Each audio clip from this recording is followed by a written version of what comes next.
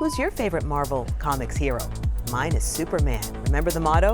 With great power comes great responsibility. You serious?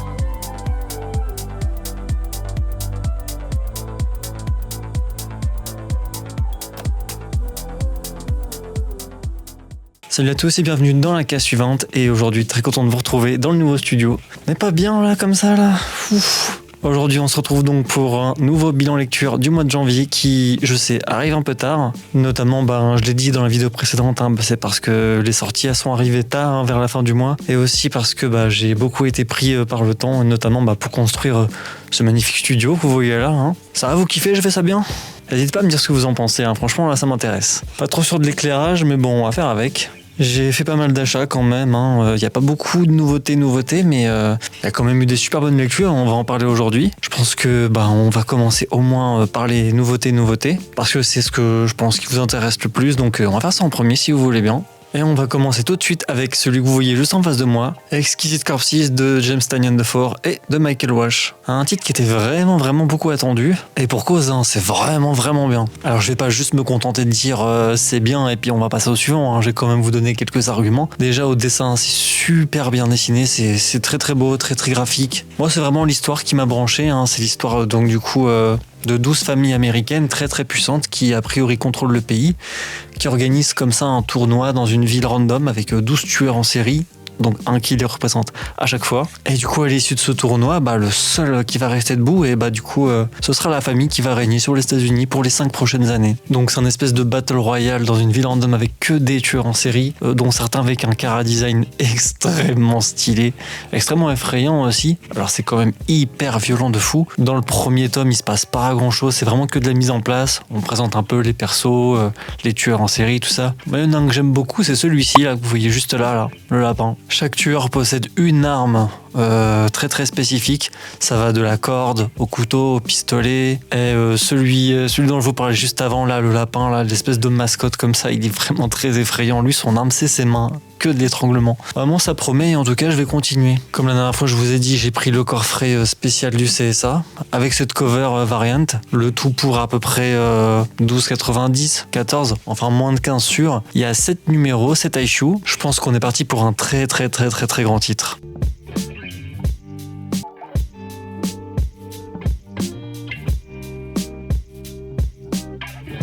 Ensuite, alors deuxième titre, on a le Superman Unlimited de Dan Slott et Rafael Albuquerque au dessin. Titre que j'ai surtout pris pour Rafael Albuquerque.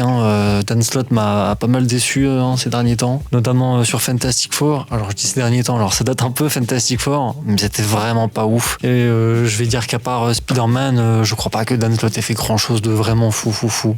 Ah si, je suis un menteur, j'ai pas parlé du surfeur d'argent. Non, si en vrai Dan Slott, ça fait des hauts, ça fait des bas. Et ça fait des bas en un seul mot. Pour ce qui est de Superman Unlimited, alors sans revenir sur la partie graphique que je trouve extrêmement cool, c'est vraiment sur l'histoire que j'ai peut-être plus de mal, voyez. Donc ça raconte l'histoire de Superman qui va faire face à un espèce de météorite géant, quasiment de la taille d'une lune, avec un cœur en kryptonite. Et du coup, suite à ça, en fait, il va s'écraser sur la Terre une quantité astronomique de kryptonite qui vont carrément donner lieu à donc une nouvelle matière, un nouveau matériau rare. Qui dit du coup matériau rare, ça va se vendre très cher. Et du coup, y a un pays comme ça, un tout petit état du coup qui va récupérer une énorme quantité de kryptonite et qui va devenir comme ça une espèce d'Eldorado, une espèce de ville toute verte qui s'appelle la ville d'Émeraude. Oui, en gros, vous avez bien compris, une ville entière en kryptonite. Donc le danger pour Superman là dans ce récit, dans cette série notamment, ça va être que tout le monde, en fait, même les plus petits gangsters, tous les plus petits malfrats arrivent à se procurer du coup de la kryptonite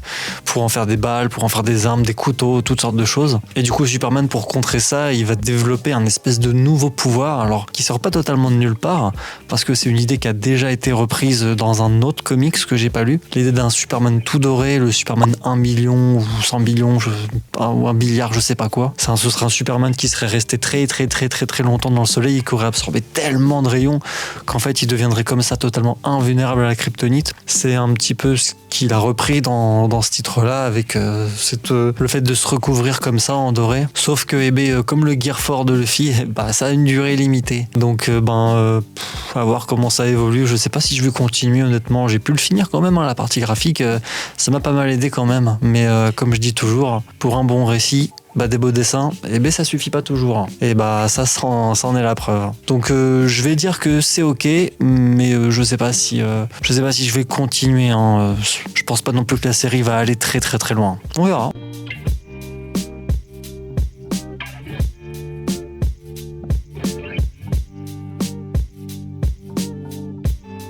Ensuite, celui-là, on va pouvoir passer assez rapidement dessus parce que du coup, c'est un issue, c'est très court, c'est de la VO. Alors moi, je suis pas un super gros lecteur de VO, j'ai même envie de vous dire que j'aime pas spécialement ça. Oui, parce que mon anglais est pas terrible, c'est vrai, mais là, du coup, j'étais très curieux de voir ce nouveau numéro 1 de Iron Man par Joshua Williamson et un dessinateur que je connaissais pas du tout, mais alors, je suis tombé totalement par hasard sur cette info d'un nouveau relaunch de Iron Man par du coup Joshua Williamson que j'aime pas mal, qui est vraiment un bon auteur. Je trouve. J'ai eu du mal à le finir parce que du coup mon anglais est pas ouf et je dois quand même pas mal prendre de temps pour traduire à côté. Mais par contre, je pense très sincèrement que quand ça sortira en 100% Marvel, oui, il y a de grandes chances que je le prenne parce que si vraiment tout est dans cette même charte graphique, ça va être exceptionnel, absolument. J'ai beaucoup aimé certains éléments, notamment les nouvelles armures d'Iron Man, comme d'habitude. Surtout celle qui se transforme en moto. Alors celle-là, je crois pas l'avoir déjà vue quelque part, là, une moto qui se transforme en armure. Mais en tout cas, je suis assez confiant pour ça et puis on verra ce que ça donne en 100%, mais c'est validé, je trouve ça pas mal.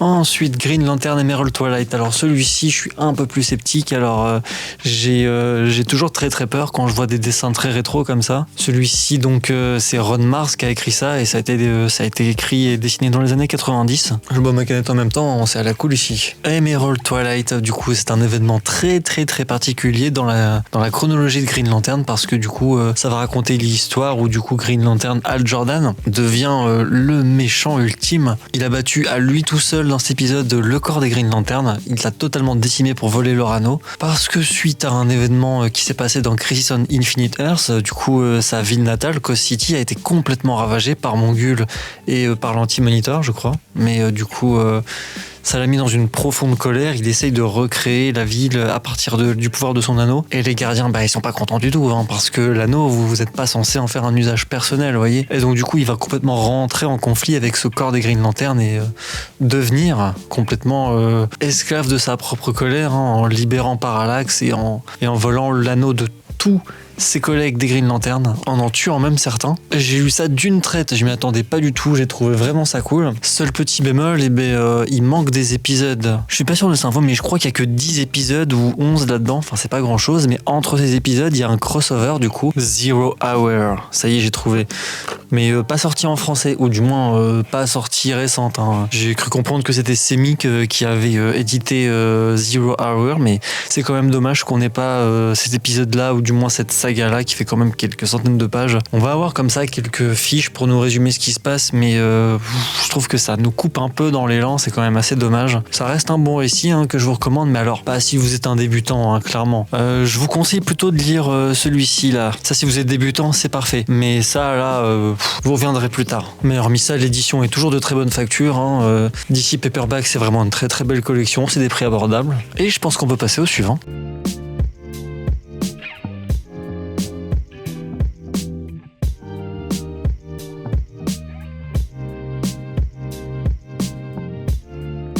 Il y a déjà plus de nouveautés pour ce mois-ci, en tout cas ça arrivera dans la prochaine lecture. Pour le titre suivant du coup, Robin the Boy Wonder par Juniba, avec une cover spéciale du CSA que je me suis craqué à voir et que je suis toujours aussi content d'avoir trouvé. Pour ce que j'en ai pensé, c'était vraiment pas mal. Du coup, je m'attendais pas à un style graphique comme ça. Moi après, je comprends que ça puisse perturber certains, mais moi plus le style graphique est atypique et plus c'est simple pour moi de lire. Vraiment, j'aime beaucoup. Je me suis laissé emporter complètement par l'histoire, par les dessins. Du coup, ça parle de Robin Damian Wayne, donc du coup le fils de Bruce, à travers ses yeux et à travers du coup son propre désir d'appartenance à ce groupe qu'est la Bat Family. Et ben on va retracer comme ça le parcours de tous les membres de cette Bat Family, en passant par Nightwing, Batgirl et bien sûr Jason Todd, Red Hood, mon favorite. N'oublions pas quand même que Damian Wayne, il n'a pas grandi avec eux, hein. Il a été formé du coup par son grand-père, Ra's al Ghul, qui est du coup un assassin. C'est la Ligue qui l'a formé et puis il a un rapport très très particulier avec la façon de punir les criminels. Et c'est notamment ce qui va être la plus grosse division, notamment au sein de son propre groupe. Et du coup, ça parle de ça dans ce style graphique très très très cartoon. En tout cas, qui m'a fait penser à un dessin animé qui s'appelle Samurai Jack, avec des dessins un peu à plat comme ça, qui m'ont fait penser un peu au dessin de Mary Blair, une dame de chez Disney qui dessinait beaucoup en aplat comme ça de couleurs. Je trouvais ça très cool et de toute façon la lecture était assez rapide, mais c'est un bon titre et si vous voulez vous lancer dessus, vous n'aurez pas besoin de beaucoup de connaissances pour l'avoir. Vous pouvez le prendre tel quel et ça vous fera un très beau livre. Ce Boy Wonder, c'était cool.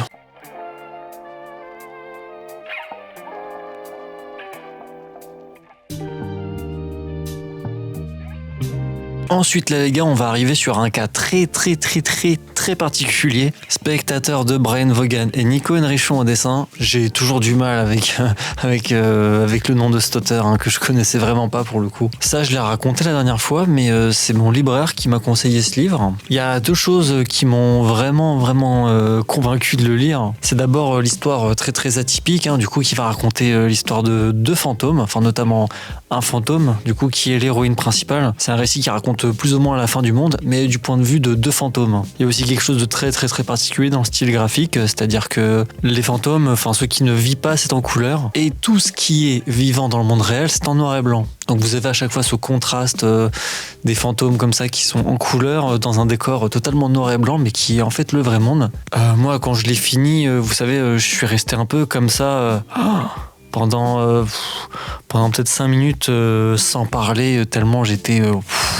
Ça m'a vraiment mis une très grosse claque. Ça m'avait pas fait ça depuis Là et la Star, mais je suis resté comme ça 5 minutes sans rien dire et je me suis dit merde, qu'est-ce que je viens de lire quoi. Il y a des choses, je sais pas comment je peux vous les vendre, c'est pas quelque chose que je recommande même à n'importe qui. Il y a beaucoup de sexe, il y a énormément de violence, mais surtout beaucoup de sexe et des choses très mais alors très explicite. Ce livre-là, donc, c'est une critique du voyeurisme et c'est une expérience absolument incroyable. C'est le genre de récit que j'aurais jamais lu si on me l'avait pas recommandé, et encore heureux qu'il y a quand même des gens qui sont assez forts pour ça, parce que là, sans le conseil libraire, je passais complètement à côté et c'est vraiment dommage que ce genre de titre passe parfois à la trappe, mais au vu de ce dont ça parle et comment ça en parle, mais quand même, je comprends qu'il soit plastifié pour qu'on puisse pas le feuilleter, parce qu'il y a des choses vraiment... Vous êtes vraiment pas prêt, mais foncez dessus, vraiment vous allez pas le regretter, ça par contre c'est garanti. J'ai oublié de dire que du coup la cover c'est une spéciale du CSA aussi, c'est un choix très osé de leur part de promouvoir par une variant cover un titre comme celui-ci, vous allez vraiment prendre une claque, ça c'est sûr. Validé plus. Une des meilleures lectures du mois, si ce n'est peut-être la meilleure. Je l'ai rangé juste à côté de Laila Star, je pense que là c'est une place parfaite pour lui. Ensuite, Joker, The Winning Card par Tom King, parce que j'ai vu une vidéo qui parlait de ça et du coup ça m'a donné envie de le prendre. Et puis alors quand j'ai vu cette cover, je me suis jeté dessus aussi pour parler un peu de ce que j'en ai pensé. Écoutez, j'ai beaucoup aimé cette direction artistique très cinéma muet, notamment c'est comme ça que le Joker il s'adresse, du coup avec des cases comme ça où vous voyez un peu son texte comme les films muets. Ça c'est une idée que j'ai trouvé très intéressante. Il y a certaines illustrations qui sont abominables comme tout, qui donnent vraiment un Joker effrayant et glacial. Notamment, vous avez vu cette cover, en fait là ça reprend directement une case. Il y a beaucoup de dessins comme ça. C'est vraiment, je pense que c'est fait pour. C'est censé vraiment donner un Joker effrayant. Moi j'avais pas vu ça depuis le Joker des New 52. Ça raconte les premières aventures du Joker, du coup du point de vue de Batman. Un Batman qui d'ailleurs est presque insupportable à certains moments. Tom King, ce qu'il a essayé de faire, je pense, dans ce titre, c'est vraiment nous immiscer dans l'esprit du Joker et nous montrer à quel point en fait il est dérangé et à quel point en fait dans sa propre vision le monde qui l'entoure ce n'est que spectacle et divertissement. En tout cas c'est vraiment un titre à pas mettre entre toutes les mains, vraiment c'est quand même assez glauque à certains moments, mais alors pour les fans comme moi du Joker c'est un petit bonbon cette lecture, donc merci à toi pour la reco.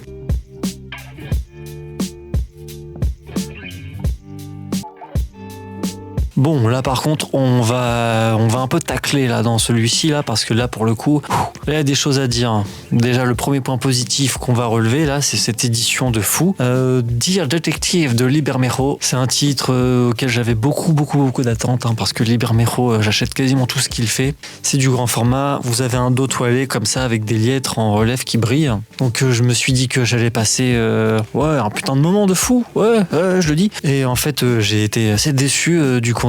J'ai presque envie de dire que ce bouquin, en fait, on dirait un artbook. Il n'y a pas de cases, c'est juste une série comme ça d'illustrations avec parfois une lettre manuscrite à côté. Alors ça raconte comme ça Batman qui lit une lettre et puis vous avez comme ça des illustrations. Je comprends pas en fait ce qu'ils ont essayé de faire avec ce récit, parce que on dirait juste une série comme ça de covers qui s'enchaînent et ils ont essayé de broder une histoire autour avec une lettre comme ça, mais je sais pas, en tout cas pour moi ça prend pas. Je suis peut-être passé à côté de quelque chose, et si vous avez peut-être des explications à me donner sur le sens de ce bouquin, mais en tout cas moi je l'ai pas, et franchement je suis assez déçu. Mais en tout cas pour moi ça marche pas. Alors ça reste toujours des très très bonnes illustrations, mais au vu de mes attentes, je peux pas en dire du bien, je suis désolé. Donc si vous cherchez un titre Batman à ajouter à votre collection, celui-ci je vous le recommande pas, vraiment. N'oublie pas de t'abonner, jeune recrue. C'est important pour le référencement. On compte sur toi, petit gars.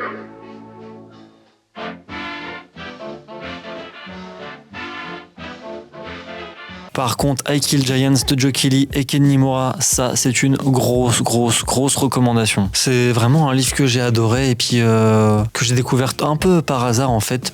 Je l'ai découvert parce que du coup c'est un titre iComics, et comme ils n'ont pas beaucoup de comics, à la fin d'une intégrale Tortue Ninja, c'était dans les disponibilités. Et en fait quand j'ai fait mes recherches, j'ai découvert que ce titre il était plus édité. Alors je l'ai quand même trouvé à 18€ en occasion, ce qui fait quand même cher au vu de son prix initial. Mais je suis content de l'avoir fait parce que vraiment c'est une histoire incroyable, et je comprends même pas pourquoi en fait il est plus édité. Qu'est-ce qui se passe? Est-ce que c'est une question d'édition? Est-ce que le titre a pas bien marché? Parce que je comprends pas en fait que des trucs comme ça aussi bien soient pas plus connus que ça. Ou alors peut-être que c'est moi qui me réveille tard. Qu'est-ce que j'ai kiffé aussi, c'était fou. Ça raconte l'histoire du coup d'une petite fille qui s'appelle Barbara et qui se fait harceler au lycée, sa mère est malade, vraiment sa vie elle est très compliquée, et elle va s'enfermer dans un espèce de monde imaginaire où en fait elle chasse des monstres géants comme ça, et c'est un récit très triste finalement, hein. Plein d'espoir, c'est aussi le thème, hein, mais très profond en fait, hein.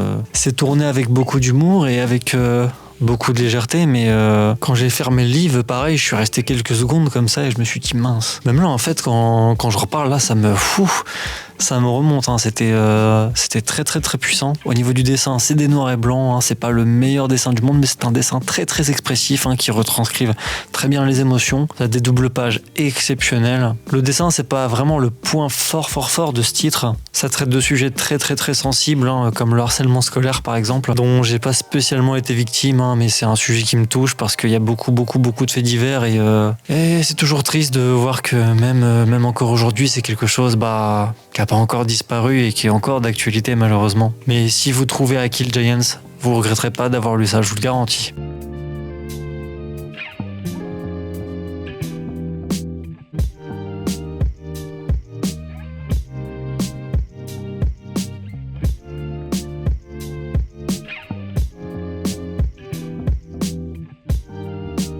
Ah, voilà, quelque chose d'un peu plus gai, hein. Alors là, celui-ci, pour le coup, c'est tout l'inverse, hein. Il va pas vous tirer les larmes. La vie du Docteur Strange, du coup, par Jed MacKay. La suite de son run, et dernière intégrale d'ailleurs de son run. Alors je dis intégrale, mais en fait, c'est le 3e de luxe, hein, qui reprend du coup l'ensemble du travail de Jed MacKay sur Doctor Strange. Série que je vous recommande vraiment, hein. Jed MacKay, il a pas fait que des trucs de ouf, mais alors son Doctor Strange, moi j'ai adoré lire ça, c'était vraiment très bien. Au dessin, c'est super coloré, la charte graphique est quand même assez respectée et homogène dans l'ensemble. Il y a peut-être 2-3 différences dans les flashbacks, mais en fait comme c'est des flashbacks, ça aide à faire passer la pilule, et franchement visuellement ça fait pas mal aux yeux. Au contraire, c'est très beau, très coloré. Et c'est une histoire assez gaie en fait, hein. La période de Doctor Strange par Jed MacKay, c'est juste avant qu'il écrive Blood Hunt. Donc si vous voulez lire Blood Hunt, vous pouvez d'abord lire Doctor Strange par Jed MacKay. Il y a juste un truc qui me chagrine dans ce Deluxe, c'est qu'à la fin, je crois qu'il y a 2-3 épisodes du Doctor Strange dans l'événement Blood Hunt. Et en fait, je vois absolument pas ce que ça fait là. Parce que du coup, si vous les découvrez là maintenant, vous allez rien comprendre, hein. Vraiment. Pour moi, c'était pas nécessaire de les mettre et je serais même d'avis qu'on les retire complètement. Mais c'est pas ça qui va vous gâcher la lecture, hein, parce que la série qu'il y a à l'intérieur en intégrale, franchement, elle est excellente et vous pouvez juste y aller complètement. On sera pas tous d'accord, hein, sur John McKay, mais en tout cas pour son Doctor Strange, moi, je suis d'avis pour vous dire que c'est une bonne série.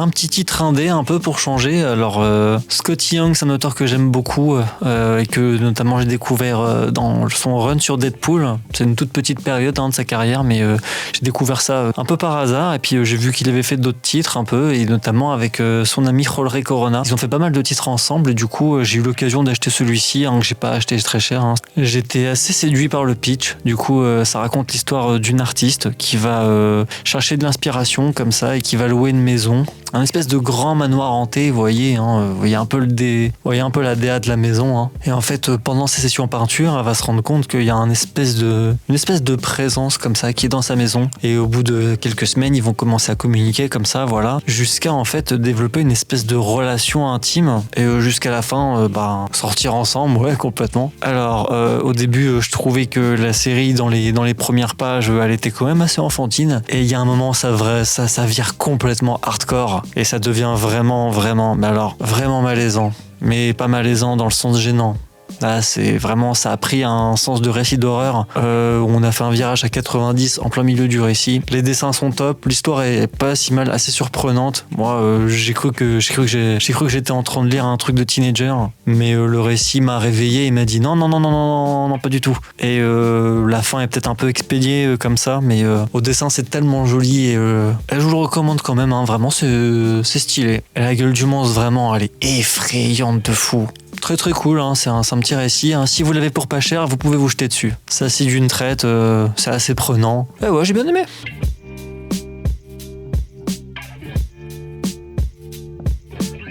Beneath the Trees. Alors du coup, je n'ai toujours pas le nom de l'auteur. Patrick Horvath. Je n'ai pas eu connaissance d'autres de ses titres. En tout cas, pas en VF. C'est un auteur récent, du coup, si je comprends bien. Ça par contre, je me suis réveillé assez tard sur ce titre parce qu'il est sorti quand même au début de l'année dernière. Et ça a été décrit par pas mal de personnes comme un des meilleurs titres de l'année dernière. Et pour le coup, oui, je vous confirme, c'est vraiment un titre incroyable. Ça se passe dans un monde avec des personnages anthropomorphiques, donc je crois que c'est ce mot-là, ça veut dire que du coup les personnages c'est des animaux mais qui ont des comportements, des aptitudes d'humains, dans une petite bourgade très très tranquille, un peu à la Wisteria Lane. Et du coup c'est une histoire de tueurs en série où il y a 2 tueurs en série qui sévissent dans la même ville, une histoire à la Dexter comme ça avec des petits animaux. C'est vraiment un très très gros contraste entre des dessins très très mignons, très très Disney, avec des scènes totalement hardcore de meurtre, un espèce de thriller comme ça, totalement décalé et vraiment très très original. Une édition avec un dos toilé magnifique de chez Ankama, avec en plus une petite couverture comme ça en relief, vous voyez qu'il fait le tour de la clairière comme ça. Et puis en plus un récit vraiment pas cher, je crois qu'il fait que 22 ou 24 €. À ce prix-là, faut se jeter dessus, il est vraiment incroyable. Et en plus il paraît qu'il y a un tome 2 qui sort, donc si vraiment vous avez un peu d'argent à mettre dans un livre, celui-ci c'est vraiment un indispensable. L'histoire est bien, le dessin est bien, l'édition est bien. J'ai vraiment hâte de lire le tome 2 en tout cas, et je crois même qu'il y a un des persos qui va apparaître dans DC KO.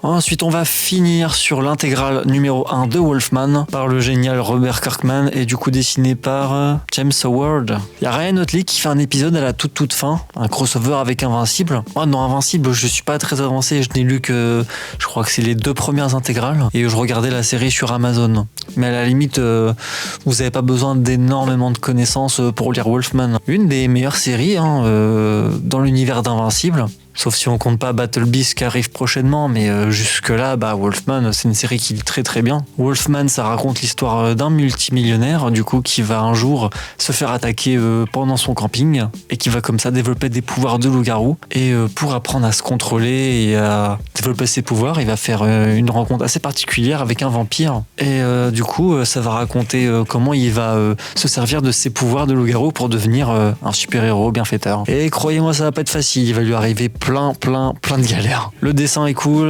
l'histoire elle est assez prenante et c'est simple et efficace, c'est du Robert Kirkman. L'intégrale numéro 2 elle sort juste, elle est déjà sortie en fait carrément. Donc il n'y a plus qu'à aller se l'acheter et la lire et on fera sûrement une petite revue de lecture comme ça fin février.